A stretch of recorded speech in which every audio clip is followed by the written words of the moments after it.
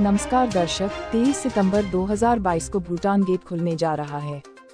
3 अगस्त Bhutan tour operator और tourism council of Bhutan के बीच meeting के दौरान फॉरेन अफेयर मिनिस्टर डॉक्टर टंडी डोरजी द्वारा दिए गए स्टेटमेंट जो कि बिजनेस भूटान पत्रिका में प्रकाशित हुआ है, उसके अनुसार भूटान गेट खोलने के बाद भूटान के नागरिक यदि भारत जेगांव के और आते हैं तो उनको भी पास दिखाना होगा।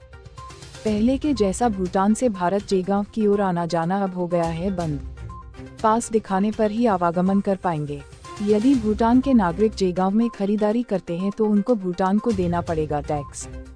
भारतीय नागरिक यदि चंद घंटों के लिए भूटान फुलचिलिंग विजिट करता है तो उनको नहीं देना पड़ेगा सतत विकास शुल्क, सस्टेनेबल डेवलपमेंट फी। और यदि भारत के नागरिक भूटान के अंदर दिन गुजारते हैं या फिर भूटान गेट फुलचिलिंग से होते हुए सभी टर्मिनल को पार करते हुए भूटान के अंदर तक प्रवेश करते हैं तो देना होगा सस्टेनेबल डेवलपमेंट फी, सतत विकास शुल्क। भारत से आने वाले पर्यटक को अब करना होगा बायोमेट्रिक भूटान के अंदर प्रवेश करने से पहले। अब पर्यटक गुजरने वाले गेटों में सभी जगह मॉनिटर किया जाएगा और सभी सुविधाओं से लैस किया जाएगा जिसे पर्यटक पर निगरानी किया जा सके। पर्यटक को कोई डिस्काउंट नहीं दिया जाएगा। मंत्री ने कहा कि सरकार विकसित स्थिति को देखेगी यदि डिस्काउंट देना है या नहीं। यदि यह 21 दिनों के लिए लुनाना की यात्रा की तरह लंबी अवधि के लिए है तो हमें लगता है कि हम छूट दे सकते हैं, लेकिन हमें यह देखना होगा कि वास्तविक छूट के योग्य क्या है, विदेश मंत्री ने कहा।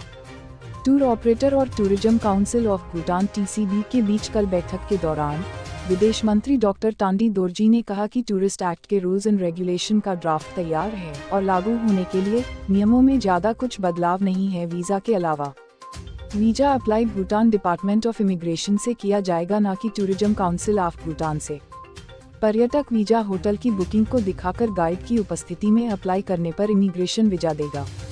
इसके अलावा मंत्री ने बताया कि सरकार यह तय कर रही है कि 1 महीने के लिए वीजा दिया जाए या नहीं।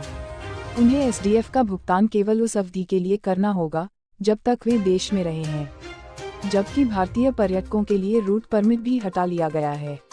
अपने वाहन को लाने वाले भारतीय पर्यटकों के लिए उनके वाहन के लिए प्रतिदिन 4500 एंगल्ट्रम में एक ग्रीन फी लगाया जाता है, जिसमें बताया गया कि भारत के साथ चर्चा के बाद इसे अंतिम रूप दिया जाएगा।